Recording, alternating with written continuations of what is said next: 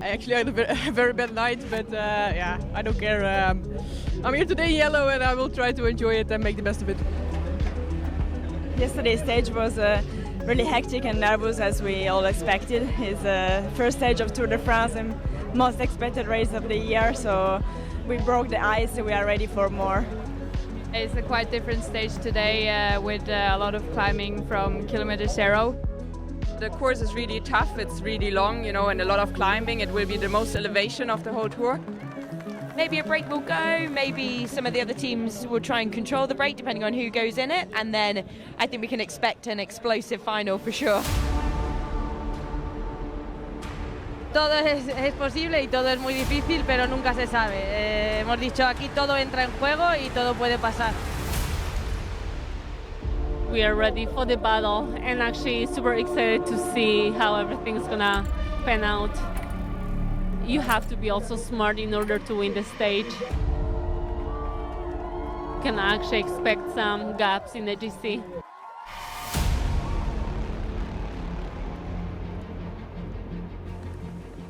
C'est beau ici pour faire du vélo, mais qu'est-ce que c'est difficile aussi sur ce terrain très escarpé.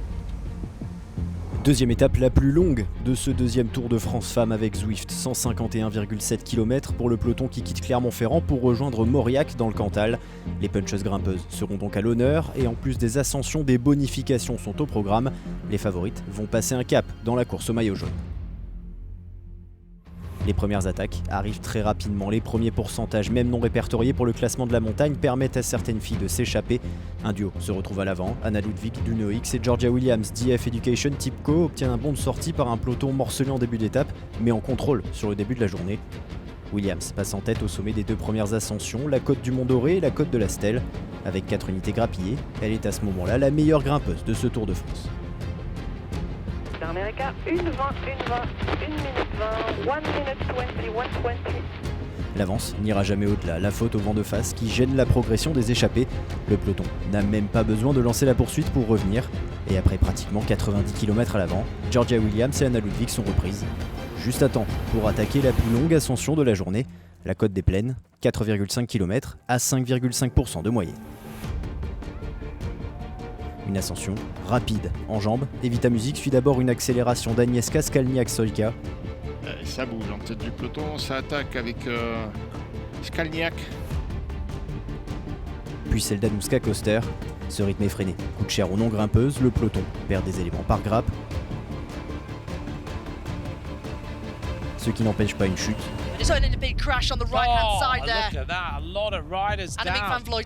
Claire Stills perd le contrôle, ce qui ralentit Elisa Longo-Borghini ou Annemiek van Vleuten. Si elle met un peu de temps à repartir, le vélo coincé avec celui de Clara Koppenburg, la championne du monde et tenante du titre, revient sans forcer sur le peloton avant le sommet, que Julie Van de Velde franchit en première position, raflant 5 points au classement de la montagne.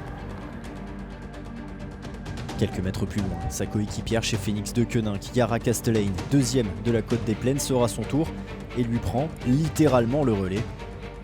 La néerlandaise va même chercher les points de la côte des Boissières en solitaire. Alpecin de Koenig vise le maillot de meilleure grimpeuse à Mauriac.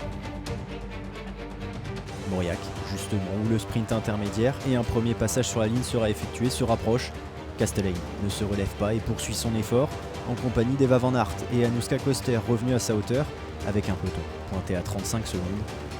Si devant, personne ne sprinte pour les points, Lotte Kopecky derrière prend la 4e place. 15 points grappillés par rapport à Marianne Vos, de bon augure dans la course au maillot vert pour la Belge de SD Works. Devant, le rythme ne faiblit pas, l'entente est même parfaite.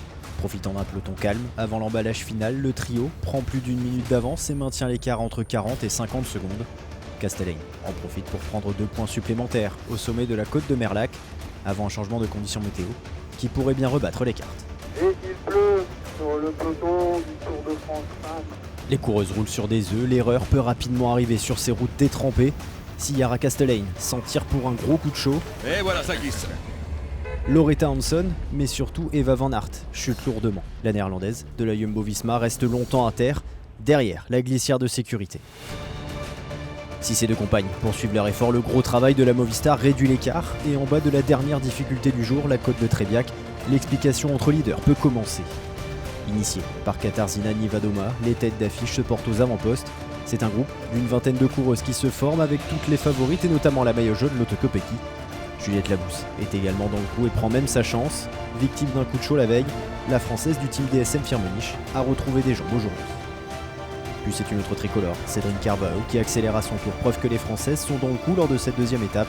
Mais chaque tentative est avortée, tout le monde se marque. C'est donc au sprint que va se jouer la victoire à Mauriac, et Lotte Kopecky est idéalement en mieux. Elle y va, Liane Lippert, de loin. Liane Lippert avec Lotte Kopecky également en force, alors que Demi Vollering s'écarte. Persico, elle veut y aller, mais il n'y a pas les jambes. La victoire de Liane Lippert à Mauriac devant Lotte Kopecky et Sylvia Persico.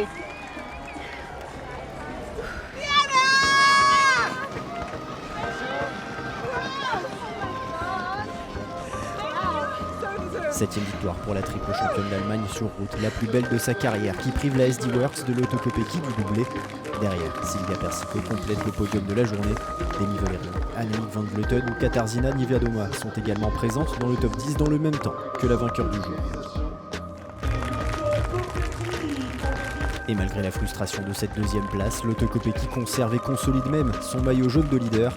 La Belge compte 49 secondes d'avance sur sa nouvelle dauphine Liane Lippert qui profite des bonifications pour grimper au classement devant Ashley Moolman. Et derrière la leader, tout le monde se tient en seulement 14 secondes. I'm very proud to keep the yellow jersey, but in the meantime I'm also disappointed that I could not finish it off. The most important today is that we didn't crash, that Demi is fine and that she didn't lose any time, so I think that's the most important thing today. Plus important encore, pour la leader du classement général, le maillot vert est un peu plus sur ses épaules. Avec 90 points, Kopecky compte désormais 28 longueurs d'avance sur Ashley Moolman. Le maillot de meilleure grimpeuse change par contre d'épaule. Yara Kastelijn a profité des nombreux points disponibles pour s'emparer du maillot à poids avec 2 points d'avance sur sa coéquipière Julie Van de Velde. Le maillot blanc est lui toujours la propriété de Cédrine Carvalho. La Française avait annoncé vouloir le garder le plus longtemps possible. Elle compte déjà 1 minute 21 d'avance sur Ella Willy. Quant au dossard rouge de plus combative, il sera demain la propriété d'Anouska Koster, la néerlandaise du NOX, offensive tout au long de la journée, a pu monter sur le podium à Mauriac. Demain, première étape promise exclusivement aux sprinteuses entre Collonges-la-Rouge et Montignac-Lascaux. Le duel pour le maillot vert entre Lotte Kopecky, Marianne Vos et Lorena Wiebes va véritablement débuter.